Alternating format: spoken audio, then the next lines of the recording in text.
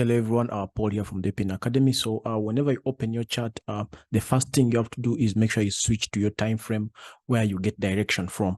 After switching to your time frame where you get direction from, go to the time frame where you get the structure from. Now our time frames may vary, but if you've been following APN Academy, so you know that our time frame where you get direction from is the monthly time frame. You can have your own, it's okay, but I'm just trying to give you the tips on how you can improve your analysis, right?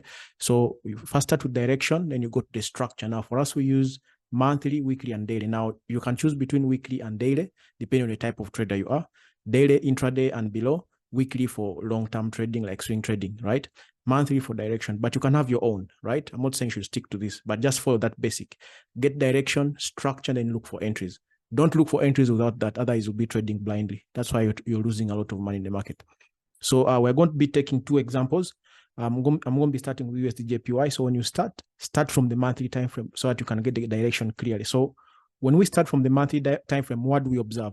Make sure you use all the things I've been showing you on this channel of ours. For example, what we see in monthly is this W here, right? Now, and we said when we see a W, what do we expect? We expect a pullback, meaning the direction is downwards, and then we expect upwards. So the outcomes of a W can create as double tops, lower high, or even higher high. So this is what we expect from monthly. Now, the moment you know that direction, you're going to be knowing exactly what the market is going to do, right? So do not trade without knowing the direction. So here already, I'll be going to my structure timeframes, knowing exactly what the market is going to do, right? In the long run, right? I'll not be trading blindly. So when I go down to weekly, what do I observe? In weekly, I can observe that the market is actually doing higher high, higher low, higher high, higher low, higher high, higher low, right? Now, this brings us to understanding that higher high, higher low, higher high, higher low, higher high. We need the previous level that is broken to be tested. So what you're left with here is to identify which area was tested, which area was not tested. So that will become your area of interest. So the structure we're going to be using in the weekly time frame, in case you're a swinger, is the trending market, right? So we're just going to be marking our levels and see which levels were tested and which ones were not tested. So let's start with down here. When I'm to mark this level down here, the market did not test it properly, right? Then also let's look at the new high that the market created. Also this level here, the market created for us a new high here, but also you can clearly observe that it was not tested properly. It wasn't tested, right? Here the market didn't test, and also here the market didn't test. So there are higher chances that the market may want to come and test either this level before moving up, or when it breaks below on the retest, we can look for sales to come and test down here before you can push up, which is aligning perfectly with what monthly is telling us. Monthly is telling us we need a push down before continuing upwards. So it can either be here or it can be here before we continue up. Are we together? Now, when we go down to daily, what do we observe? So weekly, people, you've already gotten, if you use weekly for your structure, you've already gotten your area of interest. Your area of interest is this. So now, when I come down to daily, what do I observe? Now, daily, I can observe that I have an M, right? I have an M up here. So what are the rules of an M? Just the opposite of a W. After an M has been created, we expect the market to go and test the neckline. So meaning, as the market approaches down, let's observe how it approaches these levels that we have marked, right? So when the market changes trend from around here, we shall expect to go and retest these levels here. Actually, we have a structure that has been broken here. Also in daily, we can just mark it. In case you're not able to see it, just go to line chart so that you're able to see it. So I'll mark it so that I know that this can be my first target. Actually, sometimes the market does not go to those obvious levels. So we have that area. Now I'll go back to my candles. So there are higher chances the market could push down a little bit as it's struggling to change trend. And then if it touches here, it is even perfect. Actually, swingers and all the other types of traders can also jump in like that.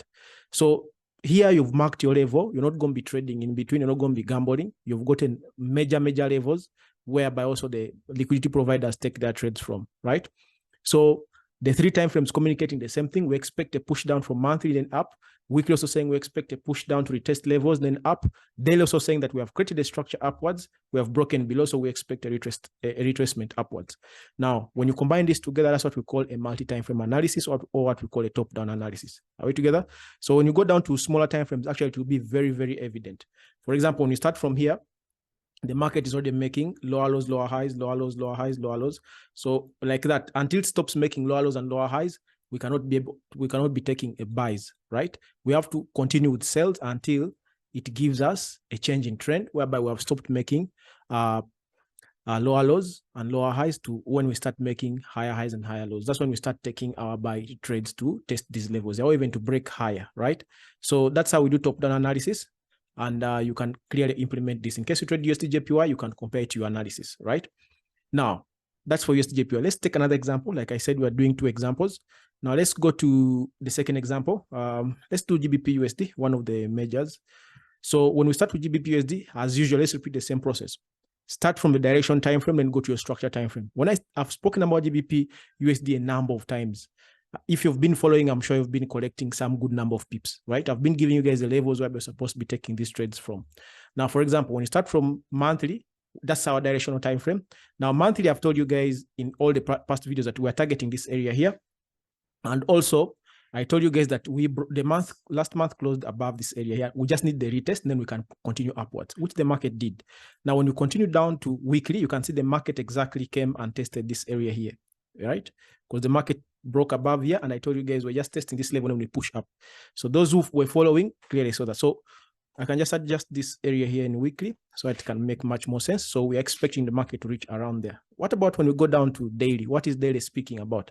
Now, before I go to daily, you can clearly also see that this level here is making higher high, higher low, higher high, higher low. So we expect to continue higher. Though right now we're at a minor level of resistance. So I can just mark it so that it can make much more sense. We're at this minor level of resistance here. So we can expect a slight pullback before we continue up.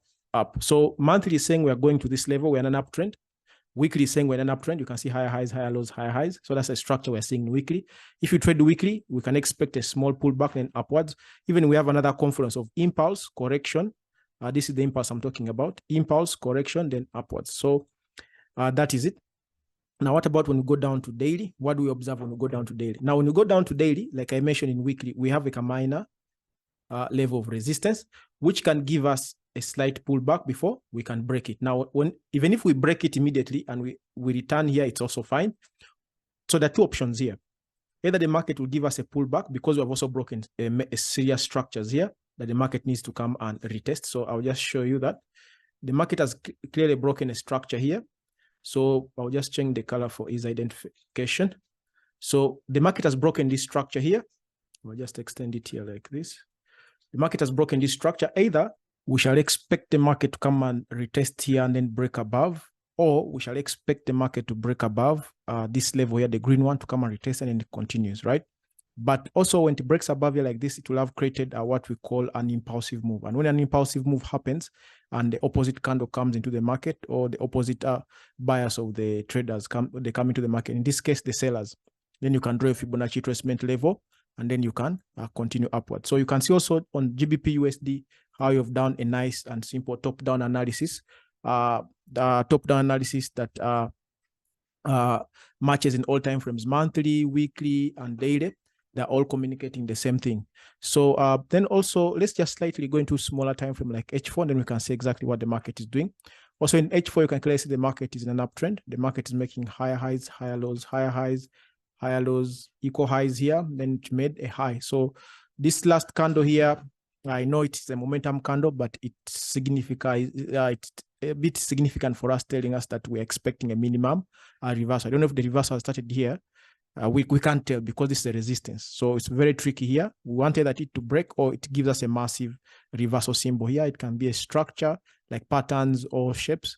Then we can be able to take the trade to retest this area, and then we can take a push upwards. So which levels are we interested in? We're interested in the market giving us a push into this area here for those who trade continuation movements, or wait for the market to break out weekly test here, and then we can continue with it from this area here. It will be having 2 alignments. The breakout of this major area, which is also aligning as the previous strong resistance in daily, and also an impulsive move that the market will be giving you. So that is it. That's how you do analysis when you're using multi-time frame or top-down analysis. Also, it also shows you, when you use that method, it also shows you major levels where you can take trades from and have minimum possibilities of being blown out of the market, because one take trades at these massive levels that market makers like trading from, right? So if the video made much more sense to you, give us that likes button, and also if it was your first time, make sure you subscribe so you do not miss out on such educative videos. Have a great time.